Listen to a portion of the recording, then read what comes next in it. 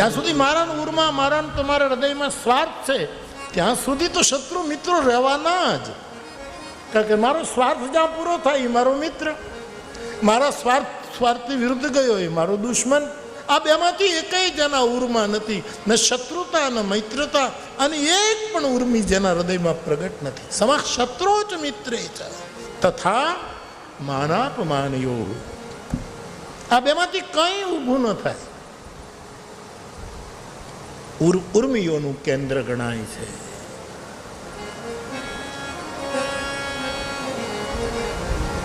આપણે ત્યાં કોષમાં તો ઉથી શરૂ કરીને એટલા શબ્દો છે કે જે ઉર્મિયો તરફ જ આપણને સંકેત કરે છે. જે ઉથી શરૂ થાય છે બધા ઉર્મિયોનો સંકેત કરે. બાપુ બધા ઉદધી તમે લો, તરંગ બધી જ ઉર્મિયોની એક લહેર આવે, પછી બીજી આવે, પછી ત્રીજી આવે, પછી ચોથી આવે. સમુદ્રને કિનારે એક બાળક ફરતું હોય અને સાગરની લોટ એની ઉર્મી આવે તો એક ઉર્મી આપણને એવી લાગે કે તો પગ પખાળવા આવી, પણ પછી જાતિ ઉર્મી કદાચ એ બાળકને ખેંચી જાય અને એનું મૃત્યુ. આ શત્રુતા અને મિત્રતાની જે બે ઉર્મીઓ ઉદધીમાં જાગ, એ મારા તમારા ઉર્મા પણ પ્રત્યે છે. જે ઉર્મી ક્યારેક મિત્રતાનો દાવો કરે છે, ક્યારેક શત્રુતાનો પરિચય કરાવે છે. એક કઈ નહીં, મનમાં ન કીધું. આમાંથી એકેય મનમાં નહીં, ઉરમાં એકેય નહીં ઉરમાં. કોના માટે ઈ છે? જેને પરમાર્થમાં જાજી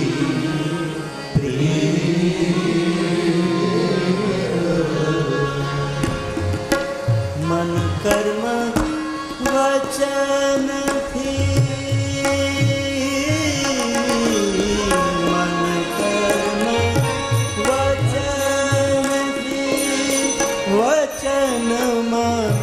ચાલે ને રૂડી પાડે એવી રીત. કોઈ શાસ્ત્રોના શબ્દોનો આડંબર લીધા વગર ગંગા સતી આટલું જ કહે, જેની રીત રૂડી હોય. બસ બોલે રૂડું, જીવે રૂડું, હસે રૂડું, રોવે તોય રૂડું લાગે, હસે તોય રૂડો લાગે, પડખા ફેરવે તોય રૂડો લાગે, ચાલે તોય રૂડો લાગે, બેસી જાય તોય રૂડો લાગે, સન્મુખતા પણ રૂડી લાગે, પીઠ પણ રૂડી. જેની રીત રૂડી છે.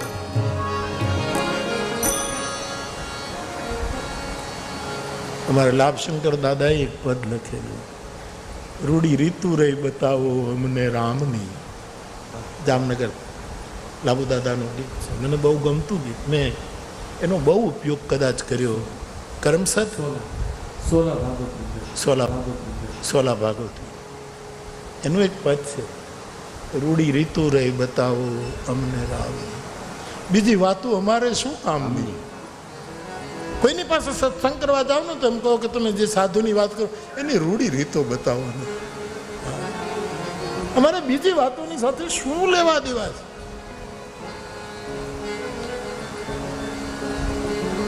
રૂડી રીતુ રહી બતાવો અમને રામની, પછી બીજી વાતોથી અમારે શું કામ?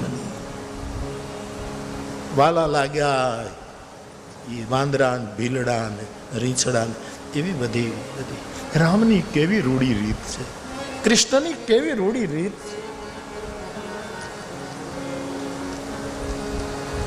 શ્રી રામ જય રામ જય જય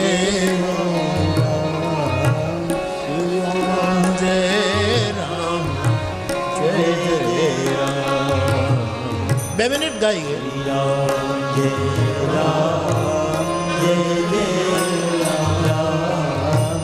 શ્રી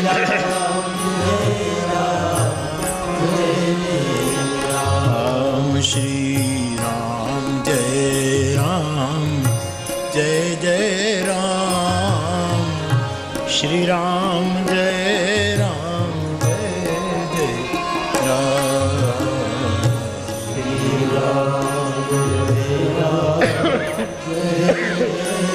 શ્રી રામ જય રામ જય જય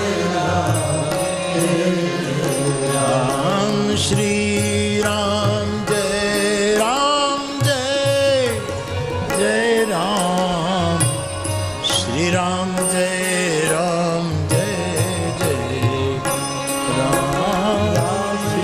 રામ જય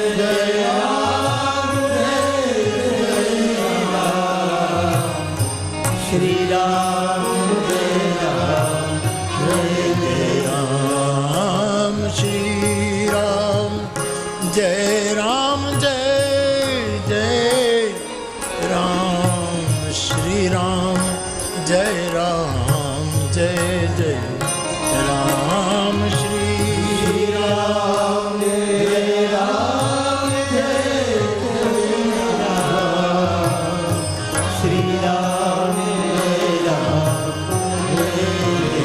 રામ શ્રી રામ જય રામ જય જય રામ શ્રી રામ જય રામ જય જય હરિ બોલ શ્રી રામ જય જય રામ શ્રી રામ જય રામ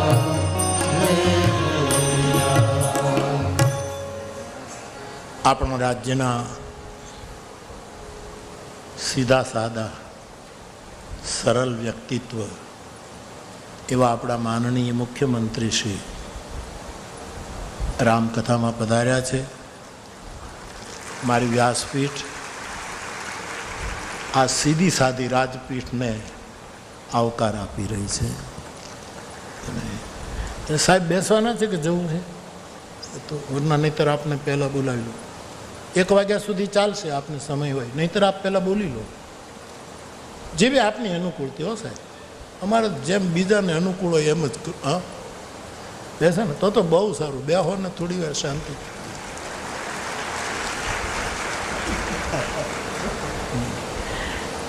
મુખ્યમંત્રી સાહેબ બેસી ગયા છે, બીજા બેસી જાવ તો સારું.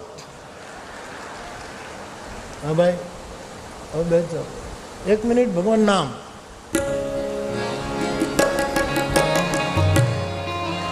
અમારે એવું છે, ભૂપેન્દ્રભાઈને મળવાનું કથામાં જ થાય છે, એ સિવાય કાંઈ એને મારું કામ નહીં, મારે તો એનું કાંઈ કામ જ હોય નહીં. એટલે કોઈને એકાબીજાનું કોઈ કામ નહીં. પણ કથા જ એક, આપણે એક ભજન નથી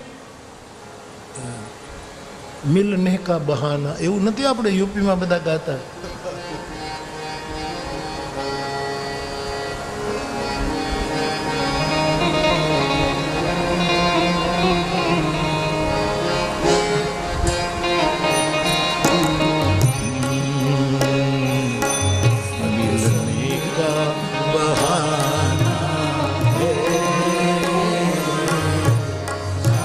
ફરી એક વખત આપણા એકદમ સીધા સાદા આપણા મુખ્યમંત્રી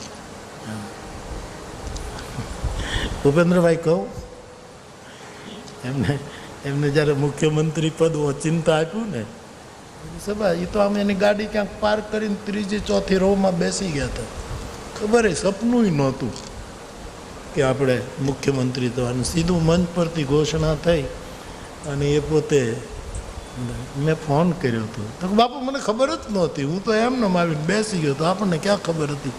આ નામ બોલાયું અને આપણને એક સીધા સાદા મુખ્યમંત્રી મળ્યા. એ આપણું ગુજરાતનું સદો.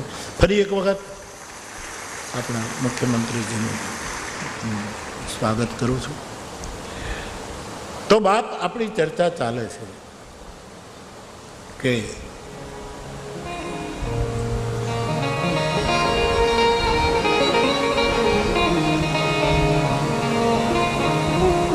રૂડી રીતુ રે બતાવો અમને રામની. લાભુ દાદા કહે છે, કોઈ સાધુને પૂછે છે કે હે સાધુ, અમને રામની રીતો સમજાવો. આ ગંગા સતી માટે જેની રૂડી રીત છે, ન કોઈ અઘરા શ્લોકો, બસ આટલું સૂત્ર, જેના હૃદયમાં કોઈ શત્રુ મિત્રની ઉર્મિઓ નથી નીકળતી. તો બાપ બંધવ સંત સમાન ચિત હિતયન હિત નહીં, જેને કોઈ શત્રુ નહીં, કોઈ મિત્ર નહીં, એવા સાધુને હું પ્રણામ, એવા સમાન અને સરળ ચિત્તને મારા પ્રણામ. દ્રષ્ટાંત અંજલિગત શુભ સુમન જીવી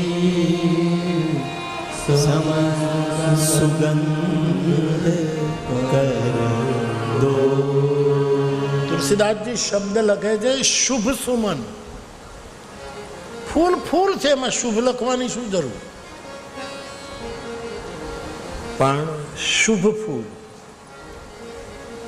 એ ડાબા હાથમાં રાખો કે જમણા હાથમાં રાખો, જેને તોડ્યું એને દુર્ગંધ આપે, જેને હાથમાં રાખીને સંભાળ્યું એને સુગંધ આવો કોઈ ભેદ સાધુને ન હોય.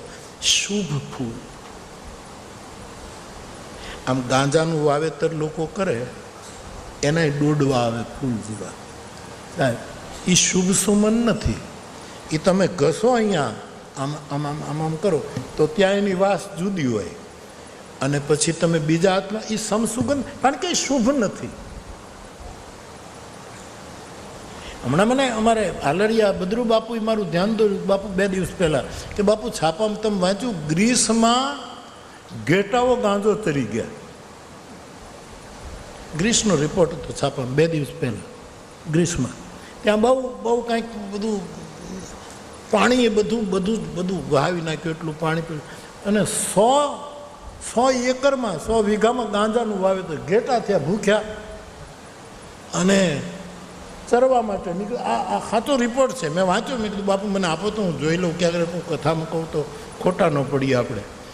એ સાહેબ આટલા ઘેટાઓ ભૂખ્યા. બુભુક્ષિત કેમ ન કરો હતી પાપમ? ભૂખ્યો માણસ શું ક્યાં મોઢું ન નાખે? અને બિચારાને ખબર નહીં, 100 વીઘાનો ગાંજો તરી ગયા ઘેટા. અને પછી જે કૂદ્યા છે, એક ઘેટું આમ ઉપડે, એક આમ ઉપડે, એક ઓલાની પીઠ, આ બધા ફોટા આવ્યા છે સાહેબ. સમાજમાં ઘેટા ક્યારેક ક્યારેક ગાંજો પી ગયા છે સાહેબ. ત્યારે આપણને એમ લાગે કે જ્યાં સત્ય નથી, જ્યાં પ્રેમ નથી, જ્યાં કરુણા નથી, ત્યાં ઉછલ કૂદ થાય. એવું મને હસવું આવ્યું કે ઘેટાઓ પી ગયા ગાંજો ને એવા. નહીંતર ઘેટા કેટલા સીધા સાદા હોય. એકની પાછળ બીજો બધો ક્રમ તૂટી ગયો, કારણ કે ગાંજો પી ગયા. કોઈ ક્રમ નહીં, કોઈ નિયમ નહીં, બધા ફોટા સાથે આવ્યું. મને બહુ રાજી થયું. અમુક ફૂલ એક હાથમાં સુગંધ આપે, એને તમે મચલો, બીજા હાથમાં પછી કંઈક જુદી સુગંધ. શુભ સુમન, જે શુભ સુમન છે, ફૂલ છે. સમ સુગંધ કર દો, અથવા તો સુમનનો અર્થ છે સુંદર મન. શુભ એટલે કલ્યાણકારી અને સુંદર મન જેનું છે, જેને વામ અને દક્ષિણનો ભેદ નથી, કે આ મારાથી, આ મારા વામ છે, આ મારા નજીકના છે, આ પારકા, આવું ભેદ નથી.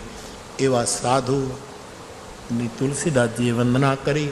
આ શ્રદ્ધા અને અંજલિ શબ્દ લઈને આપણે મોરબી પુલ હોનારતમાં જે દિવંગત થયા એને શ્રદ્ધાંજલિ આપવા માટે આ રામકથાનું આયોજન છે.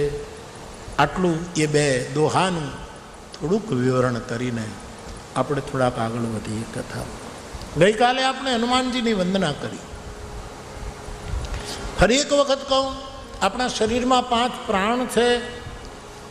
એ 5 પ્રાણને સંતુલિત રહેવું જોઈએ, તો જ આપણે જીવી શકીએ. પ્રાણ, અપાન, વ્યાન, ઉદાન, સમાન, આ 5 પ્રકારના પ્રાણ આપણા બોડીમાં ફરે છે. રામચરિતમાનસ એક એવું વિગ્રહ છે પરમાત્માનું, એમાં પણ 5 પ્રાણ છે. સીતા એક પ્રાણ, લક્ષ્મણજી એક બીજો પ્રાણ, રીંછ અને વાંદરાઓ એ ત્રીજો પ્રાણ, સુગ્રીવ એ ચોથો પ્રાણ, વાલી, સીતાજી, સુગ્રીવ, લક્ષ્મણ, રીંછ અને વાનર, 5મું કોણ? સીતા, લક્ષ્મણ, સુગ્રીવ, રીંછ અને ભરત, આ 5 પ્રાણ છે રામાયણ. આ 5 પ્રાણનું રક્ષણ હનુમાનજી, આ 5 જ્યારે મરવાની તૈયારીમાં, રામને કારણે પોતાનું જીવન પૂરું કરવાની તૈયારીમાં હતા, એ વખતે હનુમાનજી આવીને પ્રાણનું રક્ષણ કર્યું. એટલે માણસના 5 પ્રાણના રક્ષક હનુમાનજી ગણાયા. તેથી હનુમાનજી એક એવું પરમ તત્વ છે સાહેબ, કે સાધનાની કોઈ પણ પદ્ધતિ હોય એમાં હનુમંતનું પ્રાણબળ આપણે લેવું જ પડે, અને બધા જ લઈ શકે એવા હનુમાનજીની વંદના તુલસીદાસજીએ કરી. જ્યાં આપણે કાલે સંક્ષેપમાં કરી એક વખત ફેર એ હનુમાનજીની વંદના કરીને ત્યાંથી આગળ વધીએ. બધા ગાજો બાપ.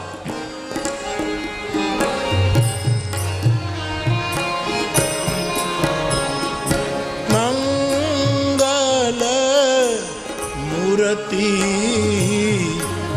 મારુત નંદન ગાઈએ.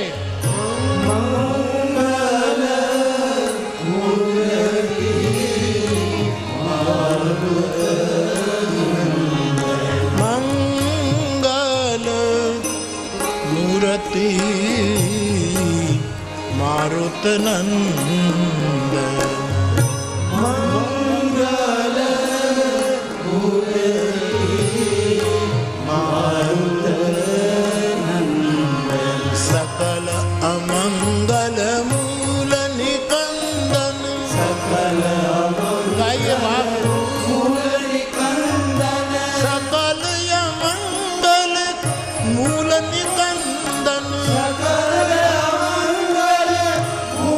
નિકંદન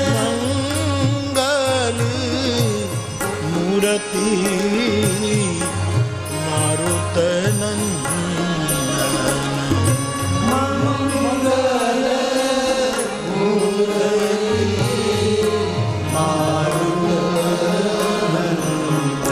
બંધુ રામ લખન વૈદેહી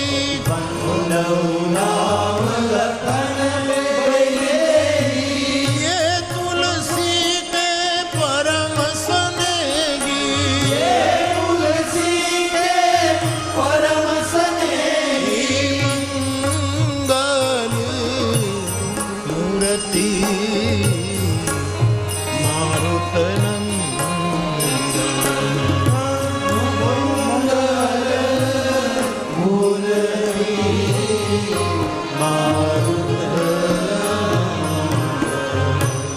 તુલસીદાસજીએ રામકથાનું પહેલું સોપાન બાલકાંડ શરૂ, એમાં હનુમાનજીની વંદના કરી. ત્યાં આપણે ગઈકાલે કથા રોકી. હવે આગળ વંદના કરે છે. રામના કાર્યમાં, રામરાજ્યની સ્થાપના માટે ભગવાન રામ નીકળ્યા, એના કાર્યમાં જે લોકો સાથે જોડાયા પ્રભુના કાર્યમાં, એ બધાની વંદના કરી તુલસીદાસજી. રીંછ, બંદર, જેટલા જેટલા એ સહયોગ આપ્યો. અસુરો પણ, વિભીષણ આદિ, ત્રિજટા આદિ, લંકિની આદિ, પ્રહસ્ત આદિ, માલ્યવંત, આ બધાએ જેને રામના કાર્યમાં અસુર હોવા છતાંય પ્રભુના કાર્યમાં સાથ આપ, એ બધા તત્વોની તુલસીદાસજીએ ચરણ કમલ બંધઉ સબ કેરે જે બેનું કામ રામ કે ચેરે. એ બધાના ચરણ કમલ, એ અસુરોના, એ વાનરાઓના, એ પ્રાણીઓના પણ હું પગે લાગુ છું કે કોઈ પણ કામના વગર જે રામના કિંકર બનીને રામની સેવા કરી ગયા, એ બધાની વંદના કરી. અને પછી માં જાનકીની વંદના કરી અને રામજીની વંદના કરી. વંદન પણ કરે છે તુલસી, અને પાત્રનો પરિચય પણ આપે છે. આપણે ત્યાં માતૃદેવો ભવ, એ આપણી પૂરી સનાતનીય પરંપરા છે. ઉપનિષદોએ પણ એ વાત રાખી. તુલસીદાસજી એનો ક્રમ નિભાવતા સીતારામજીની વંદના પહેલા જાનકીજીની વંદના કરી. માતૃદેવો ભવ. જનક સુતા જગ જનની જાનકી અતિશય પ્રિય કરુણા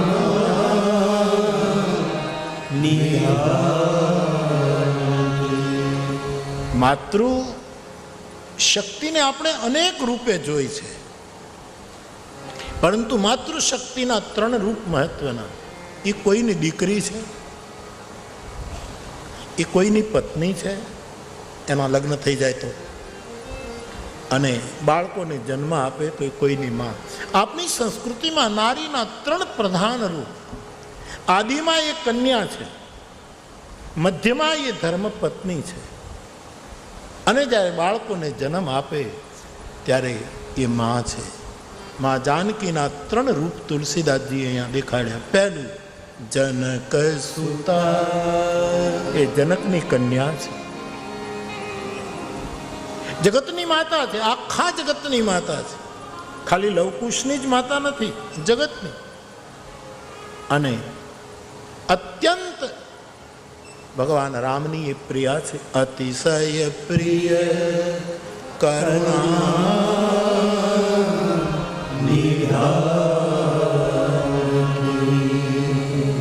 અતિશય પ્રિય કરુણા.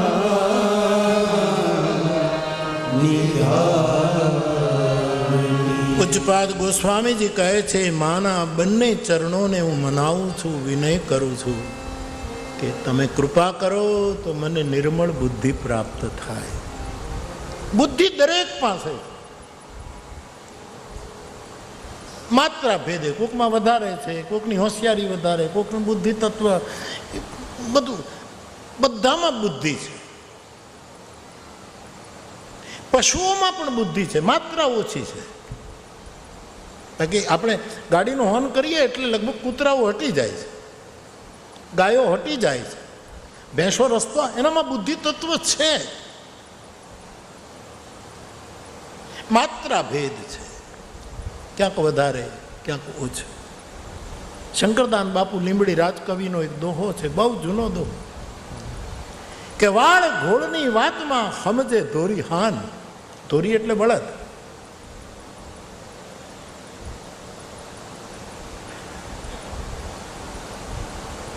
દિવાળે કા દીકરા, આપણા કાઠિયાવાડી શબ્દો છે. આપણા પરિવારનો દી ઉજાળે કોણ? આપણું કુટુંબ હોય નાનું એવું, એમાં આપણા કુટુંબને કોણ ઉજાળે? જેને દિવાળ્યો કહેવાય કે ભાઈ એનો દિવસ લાવ્યો.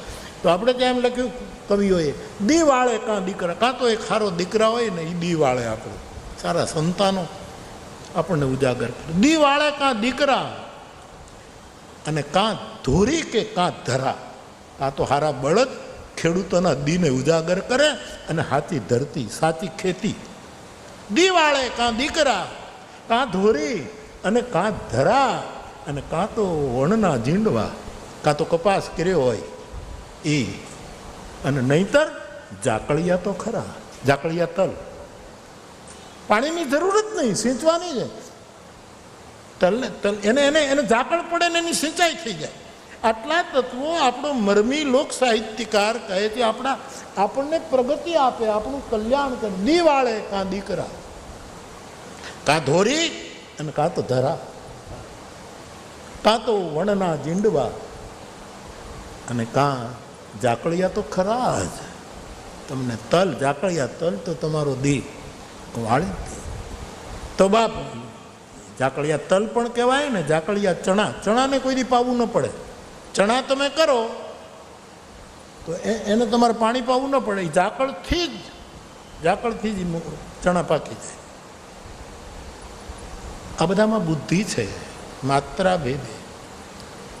શંકરદાન બાપુ એમ કહે, રાજકવિ, કે વાળ ઘોડની વાતમાં આમ ડચકારો કરો ત્યાં માણસ પશુઓ હટી જાય. કોઈ ન હટે, એક વાત લોકો મોટે ભાગે હટી જાય છે. દિવાળે વાળ ઘોડની વાતમાં સમજે ધોરી હાન. હાનમાં સમજી જાય, પણ અણઘોળ્યો જાય આદમી એનું દુખડું શંકરદાન. પણ અણઘોળ્યો આદમી જાય, ગમે તેટલા ડચકાર કરો, ગમે એટલા વાળો, ગમે તેટલું સમજાવો, પણ મૂર્ખને બોધને લાગે એને સાદું ઘણું સમજાવે, સંત ઘણું સમજાવે, એને ચારેય વેદ વંચાવે, પણ ફૂલે ને બેત જદપી સુધા બરસહી જલદ મૂર્ખ હૃદય ને ચેત, મારા ગોસ્વામીજી લખે છે. તો બુદ્ધિ બધામાં છે. તુલસીદાસજી જાનકીજીને પ્રાર્થના કરે, માં બુદ્ધિ તો મારામાંય છે પણ નિર્મળ નથી. બુદ્ધિ વિશુદ્ધ હોય. તું મને નિર્મળ બુદ્ધિ આપ, મારી બુદ્ધિને સાફ સુથરી કર.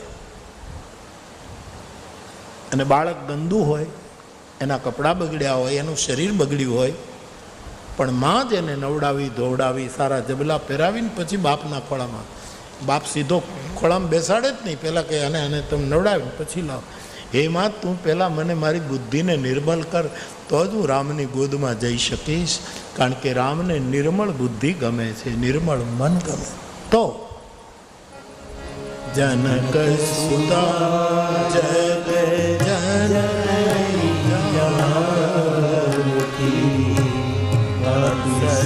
પ્રિય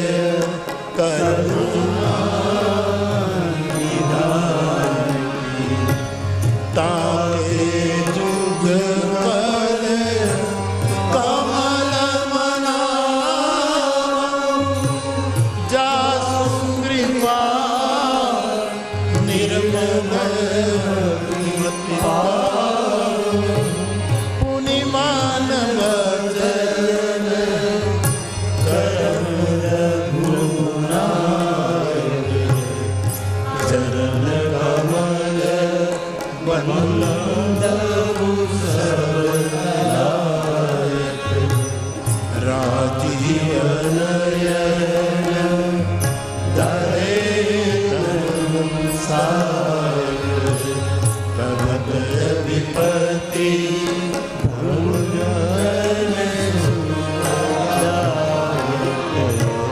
પહેલા માતૃદેવો ભવ, પછી પિતૃદેવો ભવ. હવે હું ભગવાન રામની વંદના કરું છું. મારા શુદ્ધ મતિ મને માએ આપી, મારું મન નિર્મળ માં જાનકીએ કર્યું, એટલે હું રામની પાસે જઈ શક્યો.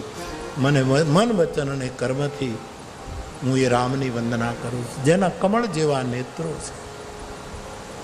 આવી રીતે સીતારામજીની વંદના કરી.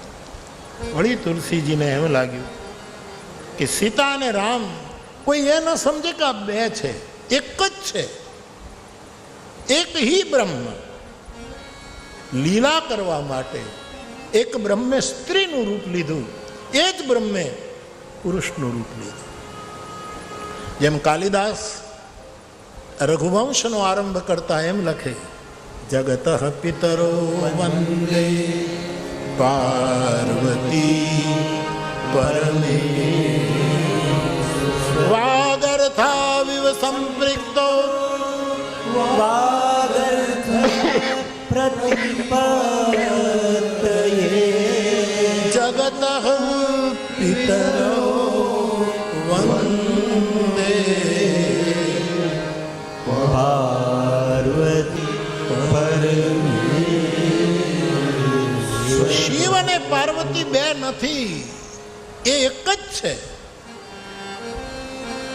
પરંતુ એક જગતની મા બની, એક જગતનો પિતા બન્યું, એક જ બ્રહ્મ. બ્રહ્મ તો અનેક રૂપ લઈ શકે.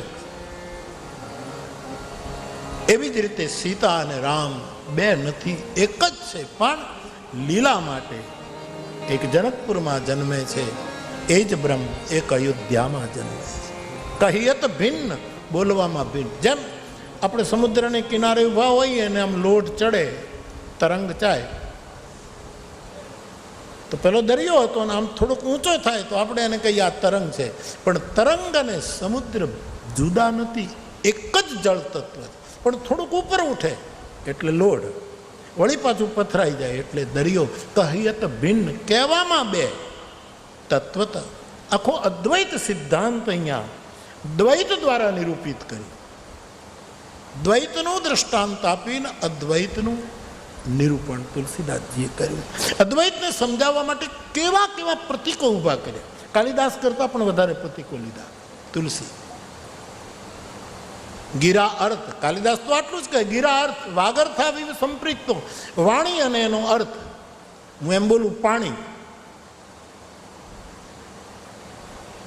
અને હિન્દી ભાષી કદાચ પાણી ન સમજે તો પાણીનો એ અર્થ કરે જળ. હવે એક પાણી અને જળ તત્વ તો એક જ છે, પણ બોલવામાં બે થયા. વાગર થા વિવ, એક વાણી એક બીજો એનો અર્થ. તત્વ તો એક જ છે. કાલિદાસને ખાલી વાણી અને અર્થ અભિન્નતા રજૂ કરવા માટે, અદ્વૈત દ્વારા અદ્વૈતને સાબિત કરવા માટે, પણ તુલસી એક વધારે નજીક આવીને જલ બીચ સામે, જેમ મચ્છુ નદીનું પાણી આમ તરંગાયિત થાય, આમ થાય તો જળ થોડુંક ઉપર ચડે તો તરંગ